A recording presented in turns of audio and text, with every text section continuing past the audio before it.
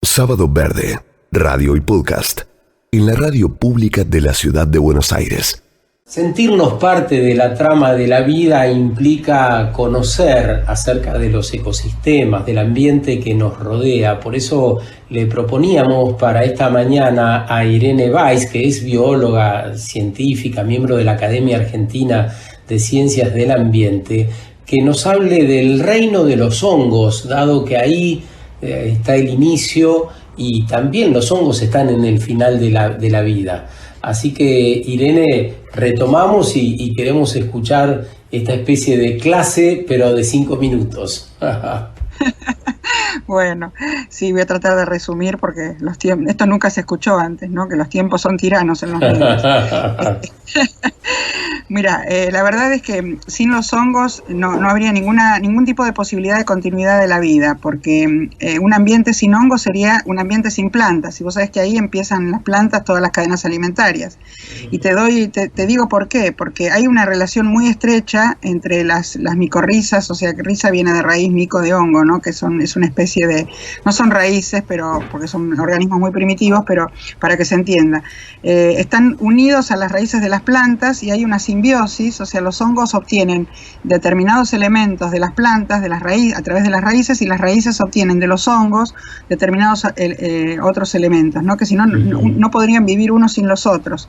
Esto no es algo muy conocido, por eso hago hincapié en esto. Los hongos, por ejemplo, necesitan carbono que le dé la planta y a su vez la planta necesita el fósforo que le provee el hongo.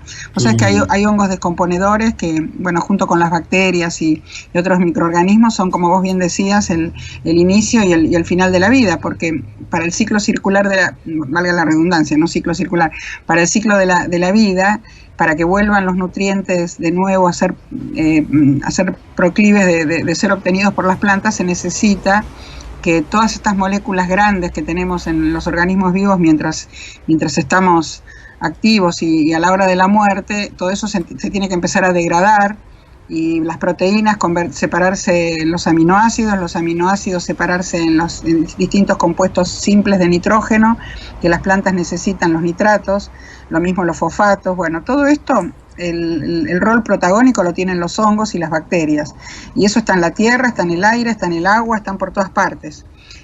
Además, bueno, los hongos ya forman parte de la cultura desde los pueblos originarios, porque vos sabés que muchos de los ritos religiosos se hacían con hongos porque algunos tienen propiedades alucinógenas, ¿no? Sí, ¿cómo es tiende eso? A pensar en los hongos como algo, como te decía al principio, solamente los hongos de sombrerito, pero hay muchos hongos microscópicos que uno ni siquiera tiene noción de que existen en todos los ambientes.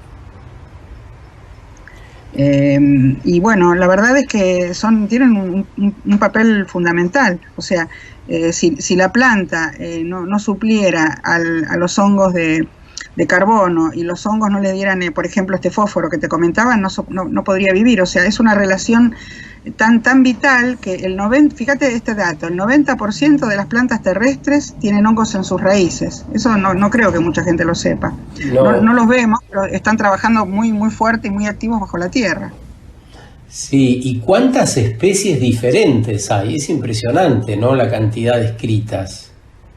Sí, y las que no se describieron todavía. Además, pensemos que gracias a los hongos nosotros hoy conocemos los antibióticos, y gracias a una serendipia, que fue una casualidad que le ocurrió a Alexander Fleming cuando descubrió, por casualidad, porque él trabajaba con bacterias, que se le contaminó un cultivo con algo que él no sabía qué era, y resulta que era el hongo que él llamó penicillium, y de ahí viene la penicilina, que fue el primer antibiótico.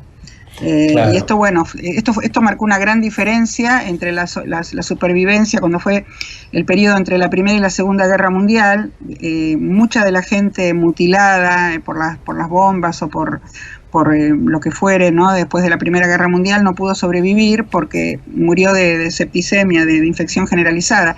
Y ya después de la Segunda Guerra Mundial, que ya se conocía esta posibilidad del hongo de la penicilina, que produce este compuesto, que en realidad es algo que producen muchos hongos para justamente competir con las bacterias, que se reproducen mucho más rápido en ese ambiente de reciclaje de la materia. Entonces, como son más lentos los hongos, tenían que, de alguna manera, a lo largo de la evolución, desarrollar una característica que les permitiera luchar contra las bacterias, y son estas sustancias que nosotros en este momento aislamos. Bueno, hoy se producen todos los antibióticos de manera, en el laboratorio, de manera artificial, pero al principio se tenían que obtener de los hongos, ¿no? De ahí viene, no sé, todo lo que termina en micina. Fíjate, mices viene de hongo, ¿no? El streptomices, streptomicina, Saccharomyces, saccharomicina, bueno, el penicillium, penicilina.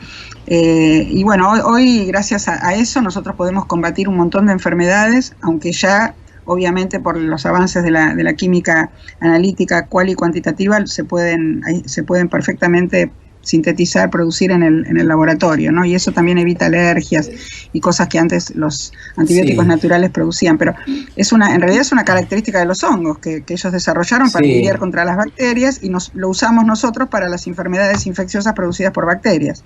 Nos citás el uso médico de los hongos, hablaste de los alucinógenos, y están los comestibles y los venenosos.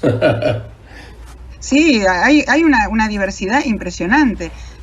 Los hongos comestibles, vos no sabés la cantidad de nutrientes y vitaminas que aportan los hongos, sobre todo a las personas que no comen carne, ¿no? Los vegetarianos. Pero hay que elegirlos muy bien, ¿no? Porque ha habido muchos casos de personas que han ingerido una variedad venenosa y realmente son letales, ¿no? Sí, son tremendos. O sea, hay que tener muchísimo cuidado. Por eso es tan importante estos también, que son emprendimientos de triple impacto. Mira, uniendo lo anterior de lo que hablábamos en la primera fracción de la entrevista con esto. Si vos hay emprendimientos de triple impacto donde se cultivan de manera muy, muy cuidada. Vos le pones un sustrato que es estéril en muchos aspectos, y le pones ahí las esporas de los hongos, pinchás la bolsa donde vienen estas... que la gente de estos emprendimientos te vende, ¿no? Pinchás, yo lo he experimentado en casa.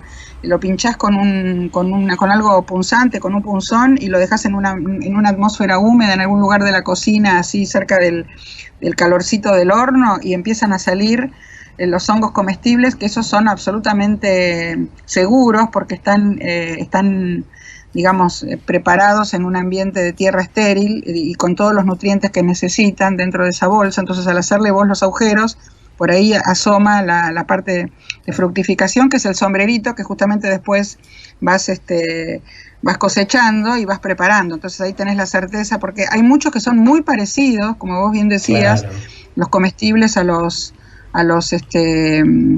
digamos, a los venenosos. Por eso yo siempre aconsejo nunca, si no se conoce realmente, nunca juntar hongos sin saber y cocinarlos, ¿no? Eso los pueblos originarios tenían muy clara la diferencia, y bueno, nosotros estamos muy alejados de los pueblos originarios acá en la ciudad.